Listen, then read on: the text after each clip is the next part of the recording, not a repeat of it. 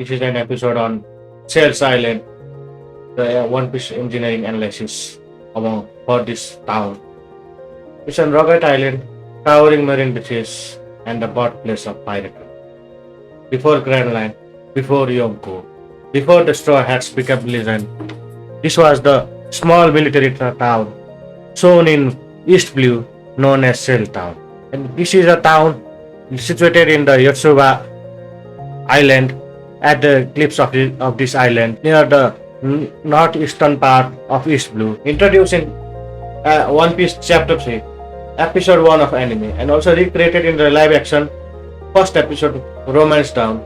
This is the place where the world meets Nami, ex-Hand Morgan or Captain Morgan, Helmeppo, the crying kid who challenged Helmeppo, the bar owner who stood against Marine, and most importantly, the man, the myth, the minority hunter himself, the one with the title, who had the slogans for every Grand Line people, make Grand Line great again. The future right hand of Pirate King, Roronoa Zoro. The Sales Town, this is located on the shores of Yotsuba Island, at the northeast part of the East Blue. In the manga, this town mostly looks like low-lying flat and flat surface. But in the anime and in the live action adaptation, the geography becomes far more dramatic. Huge cliffs, rocky slopes, harsh coastal terrain and massive retaining wall, and towering marine structures watching over the seas like giant industrial fortresses. This instantly changes the feeling of this island. Instead of a peaceful coastal village, Church Town feels like a militarized colony, a place built for control. This marine base had the weirdest structure in East Blue. This will get interesting as the marine headquarters in Sales Town doesn't look like a normal castle or fort. Instead, the island is filled by giant cylindrical structures, almost like semi-cut inverted corner cones, honestly. From distance, they look like a brick kiln or cooling towers or coal plant or even geothermal facilities. Especially in live action, the larger cone appears to function as the main headquarters, while the smaller one scattered throughout the island feels like the secondary marine outpost, protecting different sectors of the town. And architecturally, these structures are surprisingly smart. In the engineering analysis, first we can notice the retaining wall system, which is massive throughout the marine base, supporting in the rugged slope terrain meant for building the stabilization of earth before constructing something heavy. The wall appears to be stone masonry, cement mortar, and possibly reinforced internally, which makes sense because coastal erosion and slope failures would be major problem at this island like this. The retaining wall basically creates an artificial flat platforms for construction. Without them, the entire marine complex would collapse downhill. Why the inverted shape cones? The cone-shaped buildings are bizarre, but structurally might actually work. Because the walls widen throughout the height and increases the structural distribution, vertical load more gradually. Think of it like a spinning cup clay being shaped outward by rotation. If built using thick stone masonry or lime cement mortar and internal radial reinforcement, the building could become extremely stable under compression. And since the terrain appears rocky and hard, the foundations are probably anchored throughout the bedrock, which would make the entire structure incredibly difficult to top up.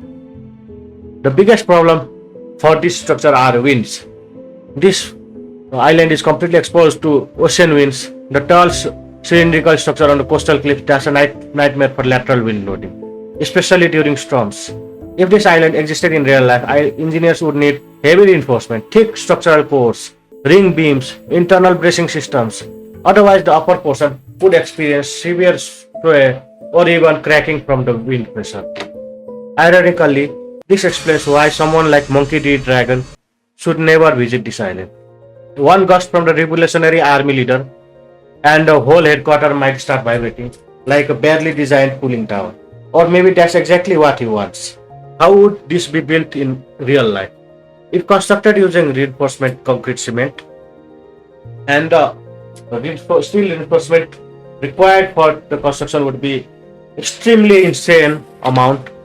The rivers would first be created in the sculpt skeletal outline of the structure. Then concrete would be poured in the vertical batches, probably 3 pours per story. Circular staging, casting, and continuous curing due to the coastal humidity. And judging by the largest tower, the building would easily be around 5 story tall. That means about 15 or 20 meters tall, which makes the engineering even crazier. The town itself, outside the marine zone, looks like a heavily inspired by European coastal settlement. The houses resembled Fusa village, stone masonry wall, chimneys, sloped tilted roof, wooden framing system, and interior wooden plank and support. The roofs are mostly clear tiles, and streets they appeared paved using stone and lime mortar. And weirdly enough, the footwear of the town's people supports this theory. And most vendors use slippers and sandals instead of heavy boot. That only really works if the roads are dry, hard, and fully paved. Nobody is selling vegetables all days to stand ankle deep in the muddy road wearing leather shoes or boots. That tiny details makes the town feel believable. The training ground of the Marines. Another major feature of this island is the open military yard, the yard where pirate hunter Zoro was captured.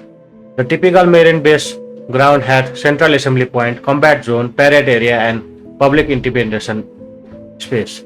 Because Captain Morgan, the ex-Hand Morgan, ruled this island through fear, the architecture reflects that perfectly. Everything towers above civilians. The Marine literally occupies high ground, and while the ordinary citizens live nearby the shore below the retaining wall. The town itself represents oppression. And the live action adaptation did a surprisingly good representation of recreating Shell's town. Almost the rocky terrain, the giant industrial looking marine structure, and the atmosphere.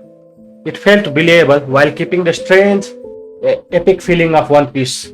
This managed to make the island feel more grounded in the reality while still looking straight out of anime, and that balance is extremely difficult to pull off. Shell's town looks like another oddly One Piece location, but architecturally it is one of the interesting islands in East Blue, militarized coastal settlement built on retaining wall, dominated by strange cone-shaped marine towers, but designed extremely around fear, authority, and surveillance. At the center of it was tied up a swordsman who could even shake the entire world, Roronoa Zoro, the future king of hell, and the first monster to join Straw Hat with his crew. Thank you for watching this video. Hope I make a new one soon. Bye for now. Goodbye.